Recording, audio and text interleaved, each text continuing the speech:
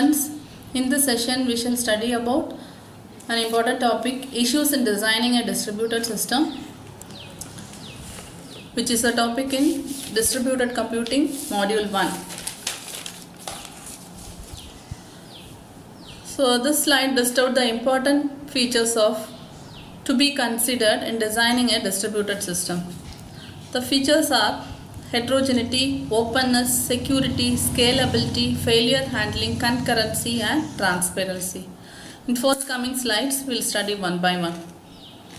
First is about heterogeneity.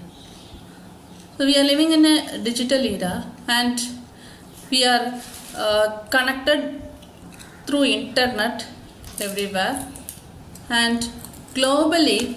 So any entity is connected with anyone else by means of internetworking. Internet consists of different services and applications. So over a heterogeneous collection of computers and networks. The heterogeneity means difference or variations or mismatching or related terms for heterogeneity.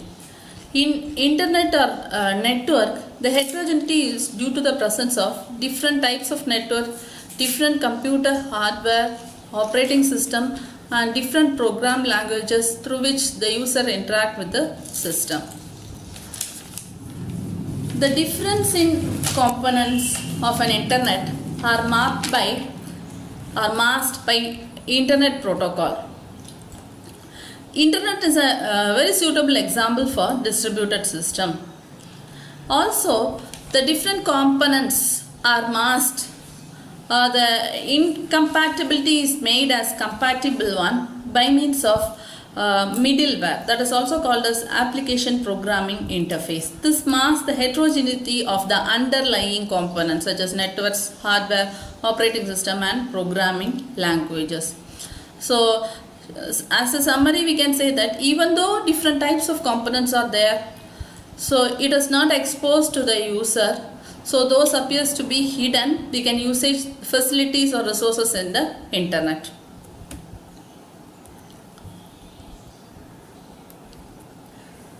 Moving to the next feature, that is openness. Openness of a computer system is the characteristics that determines where the system can be extendable or it can also be re-implementation. We can measure the openness by the degree to which new resource sharing services can be added to the system, or the new resources or extensions can be made available to different types of clients or users. So day by day the technology is developing. So your system should be in such a way that it should adapt to the technology. So latest versions of the software or latest hardware should be installed or included in your system so that the technological advancements can be satisfied by your system. That is about openness. Next important feature is security. Your resources should be secured. So the confidentiality, integrity and availability are termed as pillars of security. Confidentiality means protecting your resource or your data from unauthorized user, converting the data into some other form. Integrity is defined as the modifications, alterations performed over the data, that is unauthorized intrusions or alterations performed over the data. It can be prevented with the help of message authentication protocols. Availability represents the resource should be available to the authorized users. Authorized users can avail the resource at any time. These three are the basics about security. Other than this, your data can also be affected by denial of service attack. This is done by the external entity preventing you from accessing the authorized service provided for you. Other thing we have to concentrate on is securing our mobile code. Mobile code means code which can be moved from one location to another so that it can be executed at any point. security has to be provided for the code that is movable from one location to another. Next is about scalability. Scalability represents the enhanced ability, expandability of the system. Here it can be defined in terms of the number of components to be included to a distributed system in terms of software resources or hardware components. Your system should be in such a way that more number of components or more resources can be included in your system. Also, you have to focus that including or expanding your system should not affect the performance of the system. It should not affect the cost of the physical resources. Your system should be in such a way that the efficiency or benefit or output should be maximum. At the same time, expense or computation complexity of the system should be reduced. So your system should be adaptable for the environment. Next is about failure handling. In the digital era or in the network society, so there may be chance that failure or fault can occur to a system in different ways at any extent. Your system should be in such a way that the system may be able to survive or continue its processing even though fault may occur. That is an important feature should be adapted by your system.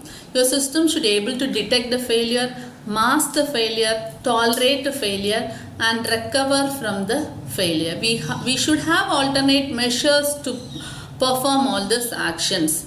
Most of the distributed system applications are autonomous system. Autonomous means there human intervention is not necessary and it is not happening. System should function itself without the intervention of the human. In this case, it is necessary that even though fault occurs, failure occurs, system should continue functioning without stopping in the middle. This should happen. So this is an important feature to be possessed by a distributed system. Next is concurrency. Concurrency means parallel execution, processing at the same time at different endpoints. Your distributed system should support sharing of resources. Sharing of resources should not affect the concurrent execution of the system. The resources can be shared at the same time. Processing can be done at the different points without depending on each other. This is known as concurrency of the system. Next is the important feature that is called as transparency. Transparency is defined as concealment or covering the internal happen from the user or outside world. Internal number of activities or operations may be going on, so user or the client is not aware about what is happening within the system. They will be receiving only the output or benefit of what is done internally. So this will happen for a distributed system. Even number of fault or failure, internal operation, simultaneous execution is going on. The user is unaware about. They should not expect they should be known about what is happening internally. That is transparency. Transparency is of different types. Access transparency, location transparency, concurrency transparency, replication transparency, failure transparency, mobile transparency, performance transparency. Access transparency means the resource should be available to the user irrespective of whether it is present in the same network or the different network. That is local network or remote network. That should be available to the user irrespective of the location. Next is location transparency.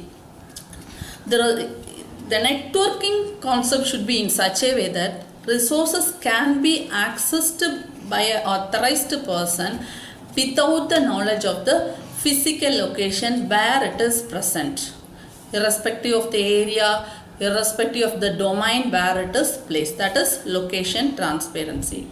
Concurrency transparency means concurrent execution should happen, but The sharing of resources should not disturb the parallel execution. That should not interfere with replication transparency. Replication transparency enables multiple instances of resources to be used to increase the reliability and performance without the knowledge of the replicator. So duplicated copies can be available at different entities. Duplication should not affect the reliability and performance of the system. So it should support for parallel processing. That is replication transparency. Failure transparency. Failure transparency hides the internal fault that is occurring in the system, allowing user only to view the output of the task despite of the failure of hardware or software components. That is failure transparency. Mobile transparency. It should allow the movement of resources. But movement of resources should not affect the operation of the users or internal applications that is going on. That is known as mobile transparency. Performance transparency. Always the performance of a system will be affected by the overloading of system. Here in distributed system, overloading of a particular system should not affect the performance of the system, because an overloaded system can share the job with other workstation or another entity that is present, so that parallelly the things can be done, performance can be the maximum. That is maximum throughput can be achieved. That is performance time. Along with that, we have to study one more term that is called network transparency. Network transparency is defined in terms of access transparency and location transparency. As an example, consider email transfer. So, sender and receiver can be at different endpoints. Irrespective of the endpoints where they are placed, they are able to perform the different operations like sending the information, receiving the information.